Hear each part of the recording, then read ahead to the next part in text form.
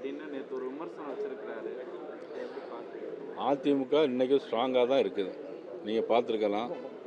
மதிப்புக்குரிய அதிமுகவுடைய பொதுச் செயலாளர், எங்களது தோழமை கட்சியினுடைய தலைவர் போகக்கூடிய இடங்களெல்லாம் இன்றைக்கி மக்கள் வெள்ளமாக வந்து இன்றைக்கி மிகப்பெரிய ஒரு ஆரவாரத்தை கொடுக்குறாங்க, ஆதரவு தர்றாங்க.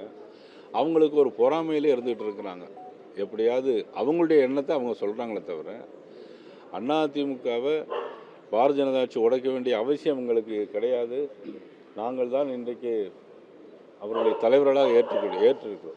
எடப்பாடியால் கட்சியிலிருந்து நீக்கப்பட்ட கட்சி பதவியிலிருந்து நீக்கப்பட்ட செங்கோட்டையனை மத்திய உள்துறை அமைச்சரும் நிர்மலா சீதாராமன் சந்திக்கிறாங்க. எந்த துணிச்சலை சந்திக்கிறாங்க? இது சந்திக்கிறதுக்கு துணிச்சல்லாம் ஒன்றும் வேண்டியதில்லை. யாராவது வந்து அதாவது இல்லை இப்போ என்னென்னா அவங்க போயிருக்கலாம், சந்திச்சிருக்கலாம். இதில் வந்து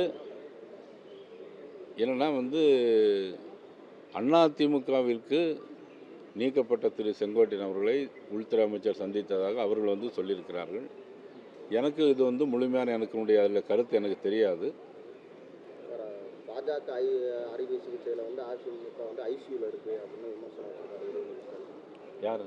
உதயநிதி 2026க்கு பிறகு யார் ஐசியூக்கு போகிறாங்கிறது தெரியும். சார், ஓபிஎஸும் டிடிவியும் ரெண்டு பேருமே என்ன சொல்கிறாங்கன்னா, என்னோட எண் வந்து நயினார் நாகேந்திரன்ட்ட இருக்குது, அவர் எப்போ வேணால் எங்களை தொடர்பு கொண்டு பேசலாம் அப்படின்லாம் பேசியிருக்காங்க.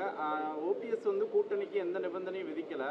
ஆனால் டிடிவி அவங்க என்ன சொல்கிறாங்கன்னா, எடப்பாடி பழனிசாமி சிஎம் கேண்டிடேட்லேருந்து இது பண்ணுங்க, அப்போ நாங்கள் கூட்டணி வர தயார்ன்ற ரீதியில். இல்லை, அது அவருடைய சொந்த கருத்து. அதுக்கு நான் கருத்து சொல்ல முடியாது.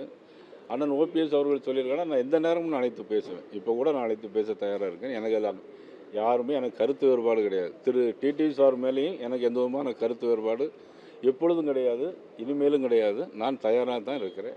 கண்டிப்பாக அண்ணன் ஓபிஎஸ் நான் கண்டிப்பாக பேசுவேன். பேசிவிட்டு உங்களுக்கு தகவல் சொல்கிறேன்.